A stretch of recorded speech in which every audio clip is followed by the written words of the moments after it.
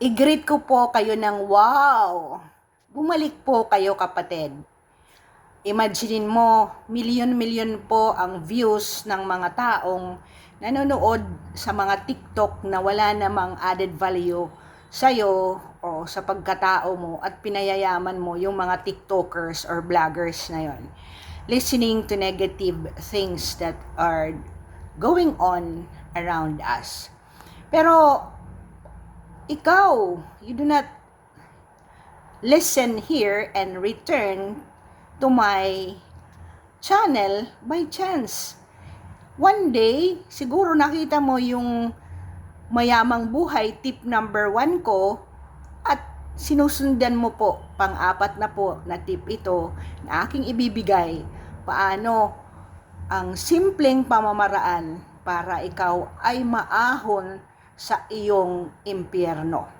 Because literally, maramdaman mo ang environment around you na ikaw ay isinilang, ay ayaw mo yun ng amoy, ayaw mo ng, wala ka man lang pang bili ng sabon para maglaba, ayaw mo yung ganitong buhay.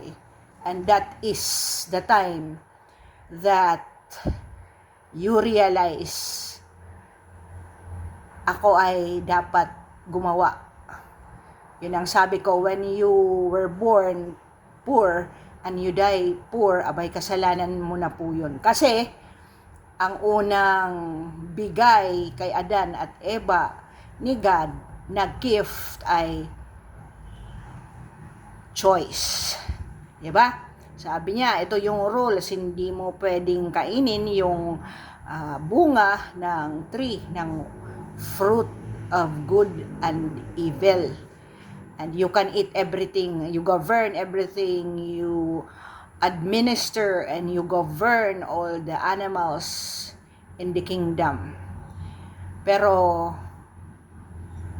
may choice sila kung magba-violate sila dyan or because of that violation, magba-vanish sila. Parang ako, for the past 7 months, mula ng May, ako ay nagkaroon ng allergies because I cleaned up the back laundry area and stock room. Nagkaroon ako ng allergies hanggang ako ay napunta ng Europe ng October. Pagbalik ko, nasa higaan ako for like 2 weeks. Sa hospital pa ako because I had allergies. So, ayan na, binigyan ako ng Decem, cetirizine thing, and then yung ayaw ko pabalik-balik. Pag ganyan, pabalik-balik ang buhay mo, by alamin mo ang root cause, di ba? I am. Yan. What succeeds, these 2 words ay napaka-crucial po. I am disturbed, I am depressed, I am poor, we are poor, di ba? Wala nang, Tagalogin po natin, wala nang kahihinatnan, pobre lang kami, mataba ako, wala kaming kinakain, wala nang mangyayari sa buhay ko, buisit ang napangasawa ko, and every chant that you say within, kahit walang nakikinig sa'yo, ikaw lang, utak mo lang, buisit ka sa condition ng life mo.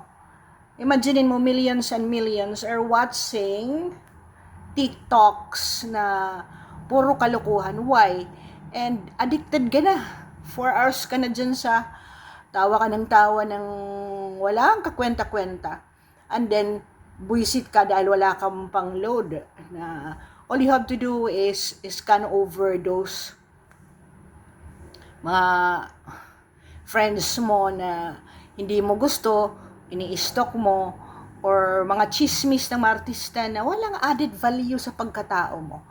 At alam ko, nang makita mo yung aking tip number 1 na para ikaw ay mag-succeed sa life, at tiningnan mo rin yung aking mga playlists last year, para mag-unlock sa freedom ng magkapera ka, ay tiningnan mo yon kasi you want to be successful in life.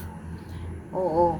So, nakita mo sa tip number 1, meron kang attitude at meron kang Diyos. Pangalawa, ikaw ay magre-resolve na ayaw mo nang maging pobre ka hanggang mamatay. Number 3 is that may plano ka and mentor. Ngayon po, ang ating gagawin sa tip number 4 is foresight. Meaning, pag may foresight ka, halimbawa, kita mo ang sarili mo, ang taba mo. Oh, sasabihin mo, Bob, dahil may foresight ka at narinig mo na ako, na mali pala yung negative ang sinasabi because napaka-powerful po yun, di ba? Kahit nga si God sa creation, di ba? And the world was made flesh and dwelt among us. Of course, for Catholics, ang interpretation niya dyan ay si Jesus Christ ay magiging tao and will live with us. Pero spiritually, on a higher plane, ang ibig sabihin po nun, ang words mo, kung palagi mong sinasabi, ay nagkakatotoo. Imagine yung wonders ng mga taong mga inventor, ano? How can you not be amazed of a man and his dream? Diba? So, ngayon na may tip number 4 ka na, ang sasabihin mo ay susunod doon, I am fat. Okay? Hindi na pala yun, sabi ni Ma'am Cummins. So, you would say, I am beautiful. I am going to lose 25 kilos in 6 months time. So, meron kang foresight kung ano ang gagawin mo in order for you na makaahon ka sa kahirapan. Imagine mo araw at gabi, hindi ka man lang makapaglaba kasi walang pambili ng sabon. Alright? But then, pwede kang magtrabaho and then nakita mo yung mga success stories ng mga security guard na naging lawyer. Kita mo yon, 'di ba? Kita mo yung nag-graduate sa PMA na ang kaniyang tatay ay farmer.